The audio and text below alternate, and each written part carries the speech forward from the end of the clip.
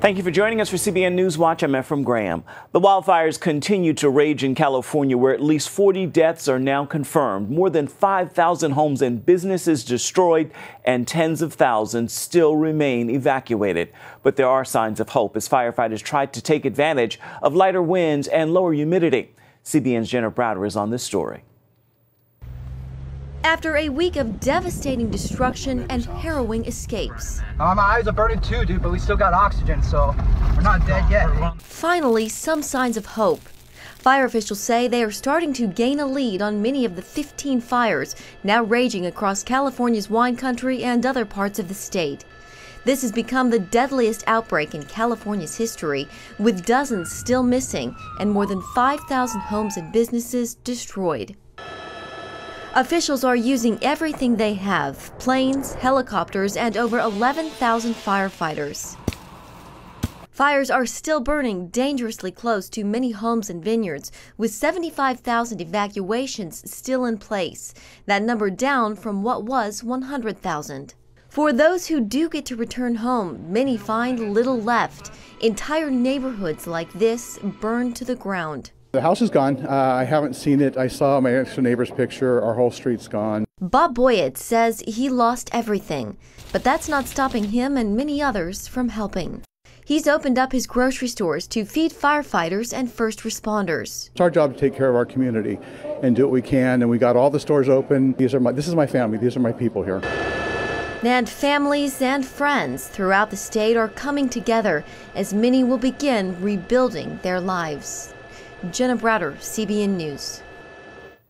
A high-stakes meeting today between the president and Senate Majority Leader Mitch McConnell. The president has not been shy about his frustration with McConnell, especially when it comes to repealing the Affordable Care Act. It appears the two right now are trying to set aside those differences over lunch at the White House, as the president needs McConnell's help to push tax reform over the finish line.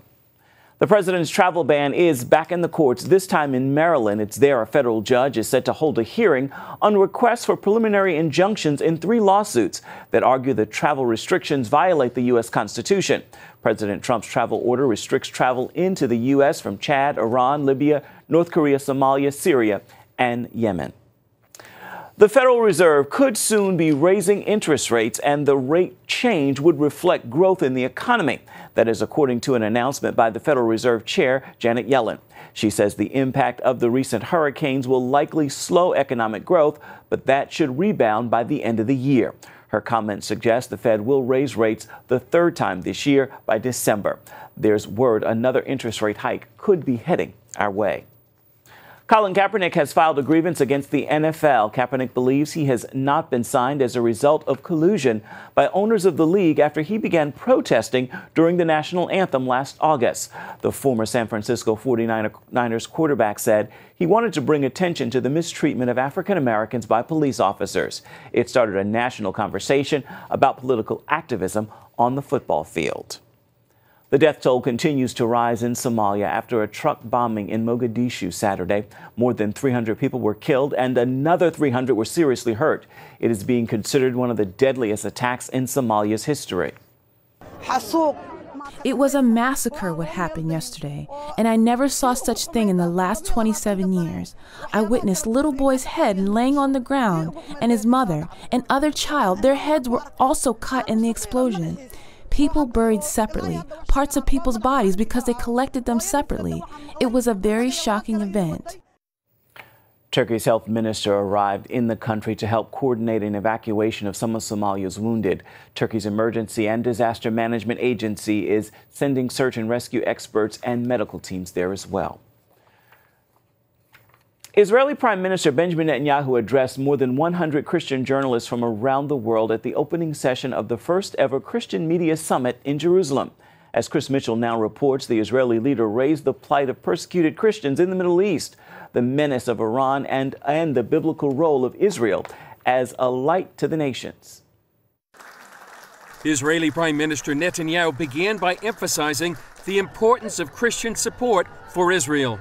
Israel has no better friends, I mean that, no better friends in the world than the Christian communities around the world.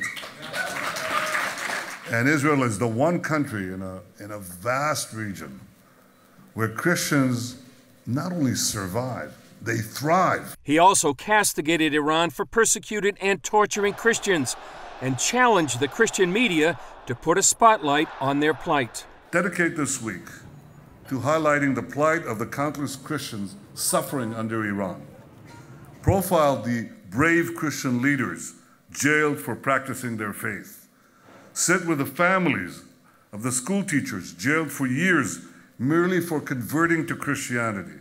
Call out the lies of President Rouhani, who promised in 2013 that all religions would, quote, feel justice in Iran, while so many Christians live there in constant terror.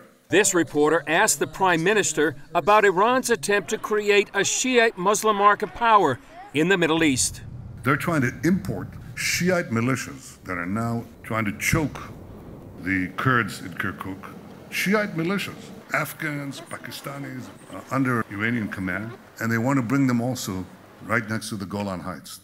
That's what, well, you know, this is colonization of the worst kind.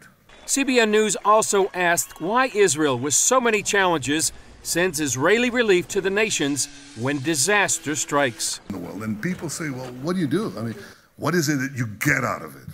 And the answer is, we're not getting out of it anything. We're fulfilling our deepest values. Israel is a light unto the nations. Chris Mitchell, CBN News, Jerusalem. Meet the doctor whose revolutionary program can prevent and reverse the effects of Alzheimer's. We've got the story coming up next.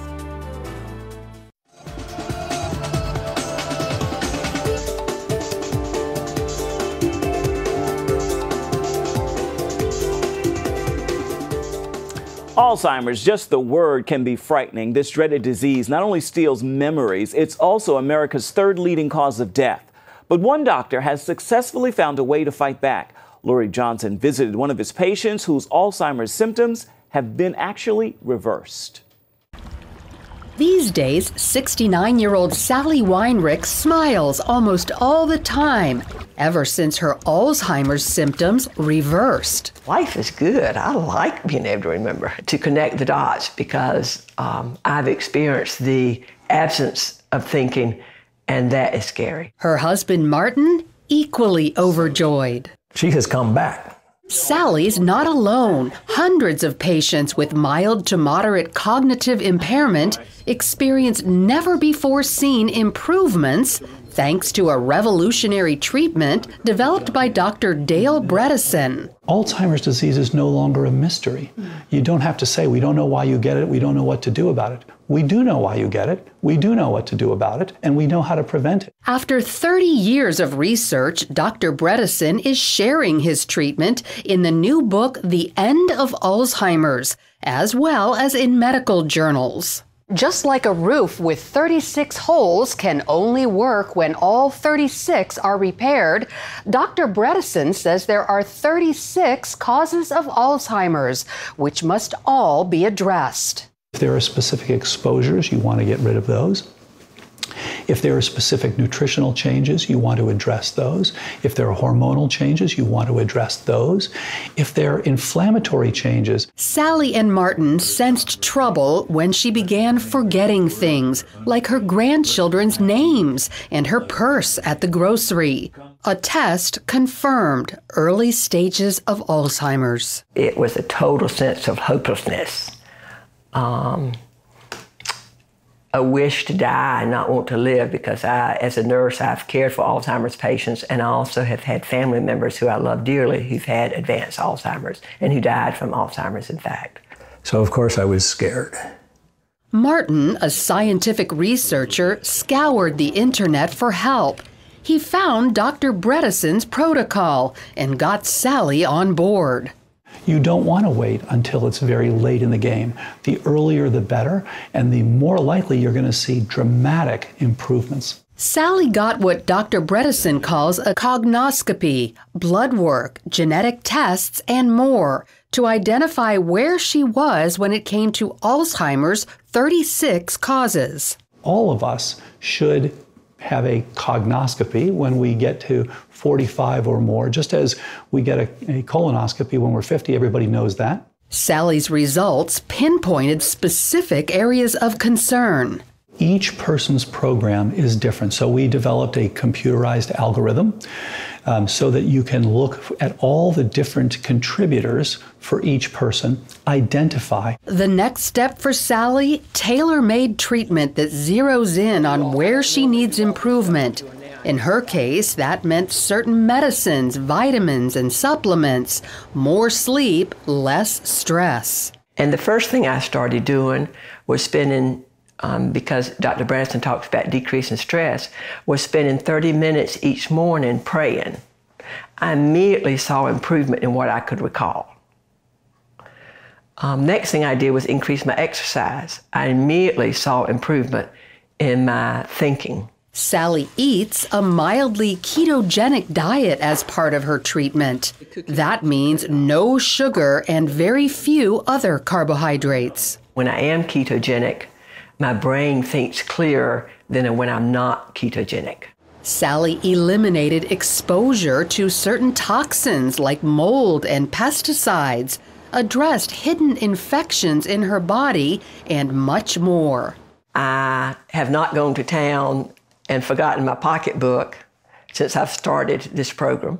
Hallelujah, because I need my credit card. It takes typically 3 to 6 months, but we see unprecedented improvements in their scores, in their ability to go back to work, interact with their families, increases in their hippocampal volumes, things like that. When it comes to sustainability, Dr. Bredesen says people who have been on the program for 5 years now are still mentally fit. So while genetics mean an estimated 75 million Americans are predisposed to Alzheimer's like Sally Weinrich, Dr. Dale Bredesen says they no longer have to fear being tested because now there's something they can do about it.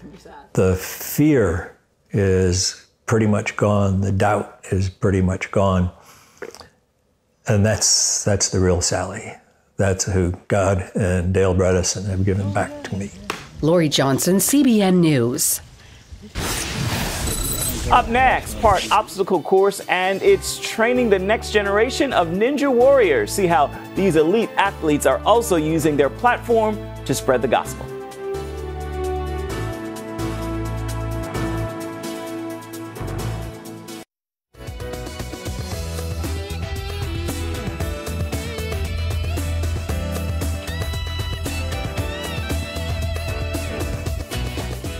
Millions tune in every week to watch American Ninja Warrior. The show is in its 9th season. Competitors face incredible obstacles, hoping to ultimately take home $1 million. As Mark Martin shows us, the program has sparked a new fitness craze across the country.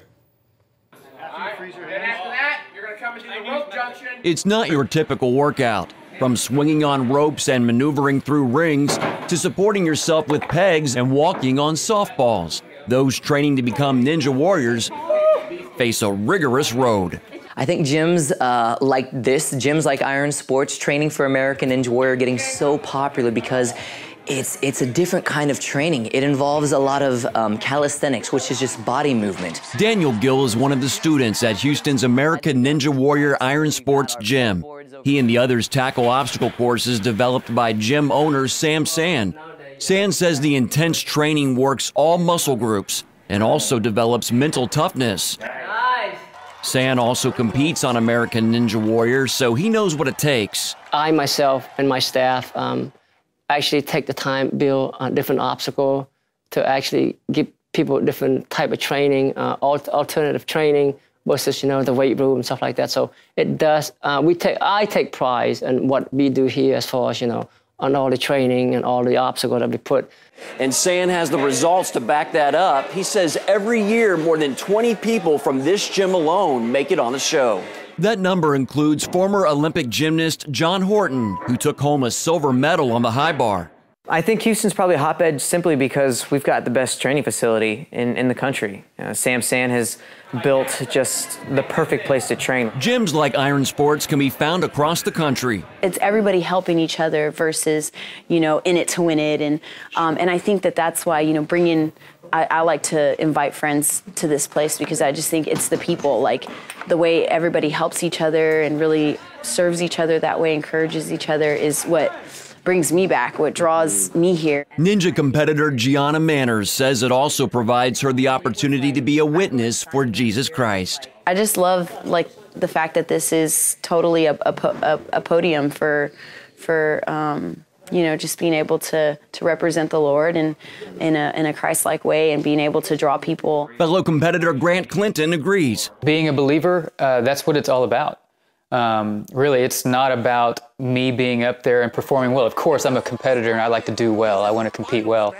But God's glory is first. The training has provided James Wyatt an avenue to share his Christian faith. It's given me an opportunity to start some Bible studies, to really kind of meet people and talk to people about Jesus that I probably would never meet. And so I'm able to take my faith and take how I train people and teach people and kind of integrate the two. All these things that are fun and new and exciting are totally of this world and are fleeting, but if it has a purpose and it has like a real foundation and a way to further the kingdom, it's going to succeed. God will make it succeed. And I feel like this culture, these group of people that are just loving on each other, serving each other, I feel like it's something that will really stick around for a really long time. Adults are not the only ones wanting to become ninjas. Kids are also getting involved, taking part through classes and demonstrations like this one.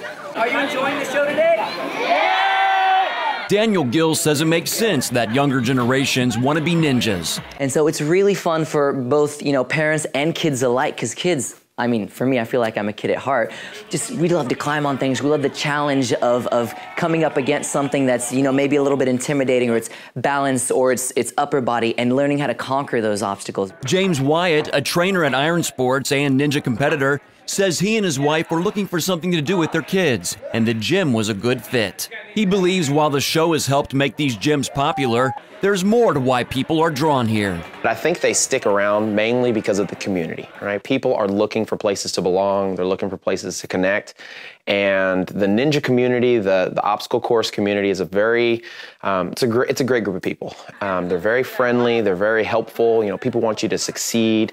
And it's not something you really find in culture in the world today. Mark Martin, CBN News. Maybe I should be taking that up. Stay with us. There's much more of CBN Newswatch straight ahead.